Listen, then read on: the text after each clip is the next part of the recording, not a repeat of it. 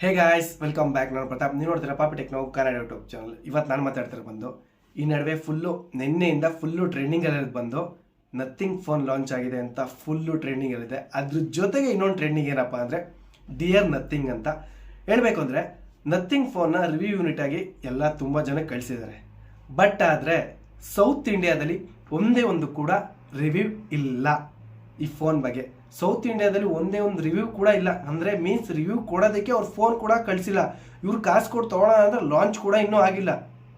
Already ಬೇರೆಯವರೆಲ್ಲ video ಮಾಡ್ತಾ ಇದ್ದಾರೆ, ಸಕ್ಕತ್ತಾಗಿದೆ ಹಾಗೆ ಹೀಗೆ ಅಂತ ಹೇಳ್ತಾ ಇದ್ದಾರೆ, ಅವ್ರಿಗೆ ಕಳಿಸಿದ್ದಾರೆ. ಸೌತ್ ಇಂಡಿಯಾದಲ್ಲಿ ಇನ್ನೂ ಒಂದು ಕೂಡ ನಥಿಂಗ್ ಫೋನ್ ಬಂದಿಲ್ಲ. ಅದಕ್ಕೆ ಈಗ ಡಿಯರ್ ನಥಿಂಗ್ ಅಂತ ಒಂದು ಹ್ಯಾಶ್ಟ್ಯಾಗ್ ಸ್ಟಾರ್ಟ್ ಆಗಿದೆ. ಯಾಕಂದರೆ ಬೇರೆಯವ್ರಿಗೆಲ್ಲ ಫೋನ್ ಕೊಟ್ಟಿದ್ದೀರಾ, ನಮಗೆ ಫೋನ್ ಕೊಟ್ಟಿಲ್ಲ.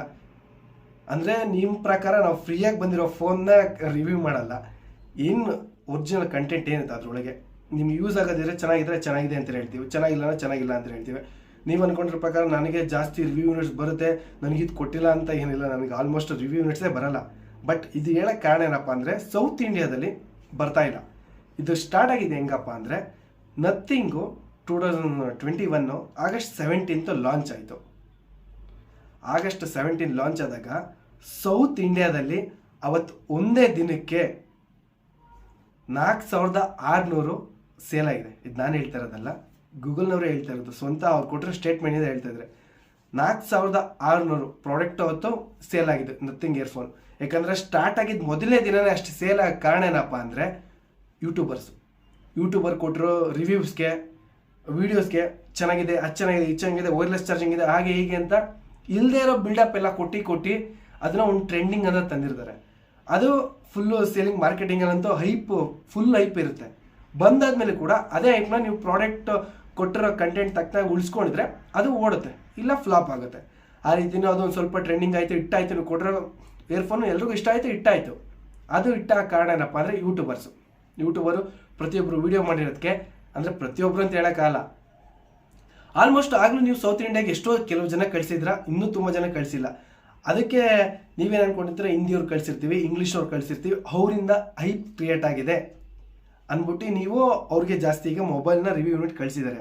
ಹೇಳಬೇಕು ಅಂದರೆ ಈ ಮೊಬೈಲ್ ಬಂದು ಮೇಡ್ ಇನ್ ಇಂಡಿಯಾ ಅಂತೆ. Made in India nothing phone ಅಂತ ಅವರು ಲಾಂಚ್ ಮಾಡಿರೋದು. ಬಟ್ ಆದರೆ ಆ ಫೋನ್ನ ಫಸ್ಟು ಇಂಡಿಯಾದವ್ರಿಗೆ ಬಿಡ್ದೇನೆ MKBHD ಕಳಿಸಿದ್ದಾರೆ. ಅವರೊಬ್ಬರು ಬೇರೆ ಕಂಟ್ರಿ ಯೂಟ್ಯೂಬರು ಅವ್ರಿಗೆ ಕಳಿಸಿದ್ದಾರೆ. ಬಟ್ ಆದರೆ ಮೇಡ್ ಇನ್ ಇಂಡಿಯಾ ಅಂದಮೇಲೆ ಇಂಡಿಯಾದಲ್ಲಿ ಲಾಂಚ್ ಆಗದೆ ಬೇರೆ ಕಡೆ ಅದೇನು ಕೊಟ್ಟರು ಅಂತ ನನಗಂತೂ ಗೊತ್ತಿಲ್ಲ. ಇಂಡಿಯಾ ಅಂದಮೇಲೆ ಫಸ್ಟು ಇಂಡಿಯಾದಲ್ಲಿ ಇರೋರಿಗೆ ರಿವ್ಯೂ ಕೊಡಬೇಕು, ಇಲ್ಲ ಎಲ್ಲ ಕಡೆ ಪ್ರಮೋಷನ್ಗೆ ಬಿಡಬೇಕು. ಯಾವ ಬಸ್ ಸ್ಟ್ಯಾಂಡಲ್ಲೂ ಪ್ರಮೋಷನ್ ಇಲ್ಲ. ಫಸ್ಟು ಯೂಟ್ಯೂಬ್ ಬರೋಕ್ಕಿಂತ ಮುಂಚೆ ಬಸ್ ಸ್ಟ್ಯಾಂಡ್ಗಳು, ಬಸ್ ಮೇಲೆ, ಟಿ ವಿಲಿ ಪ್ರತಿಯೊಂದು ಕೂಡ ಆ್ಯಡ್ಸ್ ಬರ್ತಿತ್ತು. ಬಟ್ ಅದು ಕೊಟ್ಟಿಲ್ಲ. ನೀವು ಬರೀ ಯೂಟ್ಯೂಬಲ್ಲೇ ನೀವು ಇದನ್ನು ಟ್ರೆಂಡಿಂಗ್ ಕಳಿಸ್ಬೇಕು ಅಂದರೆ ಎಲ್ಲ ಕಡೆ ಕಳಿಸ್ಬೇಕು. ಯಾಕಂದರೆ ಹಿಂದಿ ಒಂದೇ ರೀಚ್ ಆಗಲ್ಲ. ಕನ್ನಡ, ಇಂಗ್ಲೀಷ್, ಹಿಂದಿ, ತೆಲುಗು, ತಮಿಳು ಎಲ್ಲ ಭಾಷೆನೂ ಎಲ್ಲರೂ ಮಾತಾಡ್ತಾರೆ ಇಲ್ಲಿ ಬೆಂಗಳೂರಲ್ಲಿರೋರು. ಆದರೆ ಮೇನ್ ರೀಸನ್ ಏನಪ್ಪ ಅಂದರೆ ನಮ್ಮವರು ನಮಗೆ ಸಪೋರ್ಟ್ ಮಾಡ್ತಾ ಇಲ್ಲ.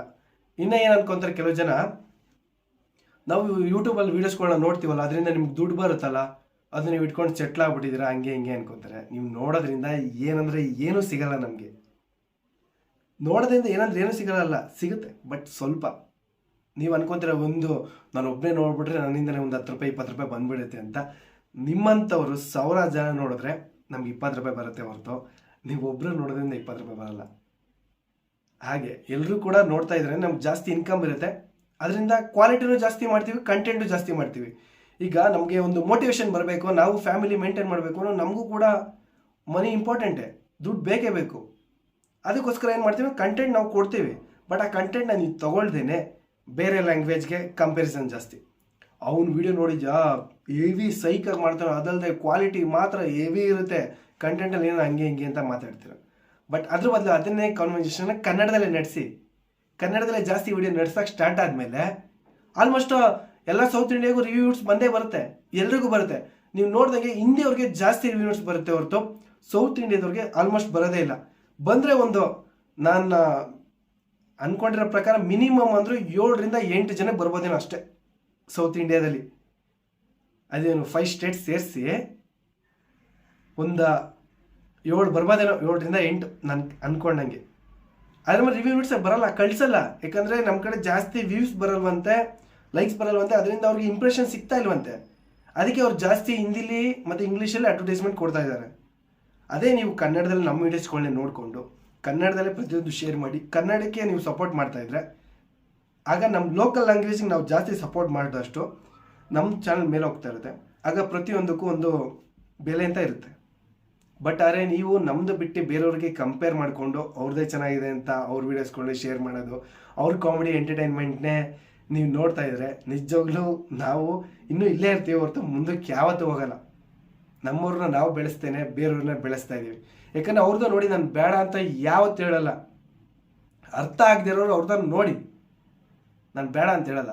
ಬಟ್ ನಿಮ್ಮ ಕನ್ನಡ ಎಲ್ರಿಗೂ ಬರುತ್ತೆ, ಹಂಗೂ ಕೂಡ ಯಾರು ನೋಡ್ದೇನೆ ಇವಾಗ ನಮಗೆ ರಿವ್ಯೂ ಯೂನಿಟ್ಸ್ ಕಟ್ತಾ ಇಲ್ಲ ಹಾಗೆ ಹೀಗೆ ಅಂದರೆ ಏನೂ ಮಾಡೋಕ್ಕಾಗಲ್ಲ. ನೀವೆಲ್ಲ ನೋಡಿ ಸಪೋರ್ಟ್ ಮಾಡಿದ್ರೆ ತಾನೇ ನಮಗೂ ರಿವ್ಯೂ ಯೂನಿಟ್ಸ್ ಬರೋದು, ನಾವು ಅದರಿಂದ ಕರೆಕ್ಟಾಗಿ ರಿವ್ಯೂ ಮಾಡಿ ಹೇಳೋಕ್ಕಾಗೋದು. ಯಾಕಂದರೆ ಈಗ ಬರೋ ಮಾರ್ಕೆಟಿಗೆ ಬರೋ ಎಲ್ಲ ಫೋನ್ಗಳನ್ನ ಕಾಸು ಕೊಟ್ಟು ತೊಗೊಂಡು 30,000 40,000 50,000 80,000 ಕಾಸು ಕೊಟ್ಟು ಎಲ್ಲ ತೊಗೊಂಡು ರಿವ್ಯೂ ಮಾಡೋಕ್ಕಾಗಲ್ಲ ಪ್ರತಿಯೊಂದು ಪ್ರಾಡಕ್ಟ್ನು. ಬೇಕಾದ್ರೆ ನಿಮಗೆ ಒಂದು ಇಮೇಜ್ ಹಾಕ್ಬಿಟ್ಟು ಈ ಥರ ಇದೆ ಇಷ್ಟಿದೆ ಅಂತ ಕಂಪ್ನಿಯವ್ರು ಕೊಟ್ಟಿದ್ದಾರೆ ಅಂತ ಹೇಳ್ಬೋದು. ಬಟ್ ಆದರೆ ನಾವೇ ಕರೆಕ್ಟಾಗಿ ಅದನ್ನು ಫೀಲ್ ಮಾಡಿ ಹೇಳಬೇಕು ಅಂದರೆ ಅದು ನಮಗೆ ರಿವ್ಯೂ ಯೂನಿಟ್ಸ್ ಬಂದಾಗಲೇ ಆಗುತ್ತೆ ಹೊರತು ಯಾವುದೇ ಕಾರಣಕ್ಕೂ ಹಂಗೆ ಮಾಡೋಕ್ಕಾಗಲ್ಲ. ಆ ಥರ ಬರಬೇಕು ಅಂದರೆ ಕನ್ನಡದಲ್ಲಿ ವ್ಯೂಸ್ ಜಾಸ್ತಿ ಬರಬೇಕು, ಕಂಟೆಂಟ್ ಕ್ರಿಯೇಟ್ ಆಗ್ತಿದ್ದಾಗೆ ವ್ಯೂಸ್ ಜಾಸ್ತಿ ಕೊಡ್ತಾ ಇರಬೇಕು. ನೀವು ಏನು ಕಂಟೆಂಟ್ ಇರಲ್ಲ, ಅವನವ್ನು ಹೊಡೆದ ಇವನು ಹೊಡೆದ ಕ್ಲಿಯರ್, ಆ ವಿಡಿಯೋ ಮಿಲಿಯನ್ ಅಂಥ ವಿಡಿಯೋಗೆ ಸಪೋರ್ಟ್ ಮಾಡೋರು ಈ ವಿಡಿಯೋಗಳಿಗೆ ಸಪೋರ್ಟ್ ಮಾಡಲ್ಲ. ಅದಕ್ಕೆ ನಮಗೆ ಅಂದರೆ ಸೌತ್ ಇಂಡಿಯಾಗೆ ಇನ್ನೂ ಆ ರಿವ್ಯೂ ಯೂನಿಟ್ಸ್ ಬಂದಿಲ್ಲ ಅಂತ ನಾನು ಅನ್ಕೊತೀನಿ. ನನ್ನ ಪ್ರಕಾರ ನೋಡೋಣ, ಮುಂದಕ್ಕೆ ಬಂದರೂ ಬರ್ಬೋದು. ಯಾಕಂದರೆ ಇಷ್ಟಾದರೂ ಮಾಡಿದ್ದೀನಿ, ನೀವು ಇವಾಗಲಾದರೂ ಅರ್ಥ ಮಾಡಿಕೊಂಡು ಈ ವಿಡಿಯೋನ ಗೆಲ್ಲಿಸ್ತೀರಾ ಅಂತ ಅಂದ್ಕೊಂಡಿದ್ದೀನಿ. ಇದ್ರ ಮೇಲೆ ನಾನು ಏನು ಹೇಳೋಕ್ಕೂ ಇಷ್ಟಪಡಲ್ಲ. ಈ ವಿಡಿಯೋ ಇಷ್ಟ ಆಗಿದೆ ಗೊತ್ತಲ್ಲ, ಲೈಕ್ ಮಾಡಿ, ಶೇರ್ ಮಾಡಿ, ಸಬ್ಸ್ಕ್ರೈಬ್ ಆಗೋದು ಮಾತ್ರ ಮರಿಬೇಡಿ. Thank you for watching guys. ಎಲ್ರಿಗೂ ನಮಸ್ಕಾರ. ಜಯ ಆಂಜನೇಯ.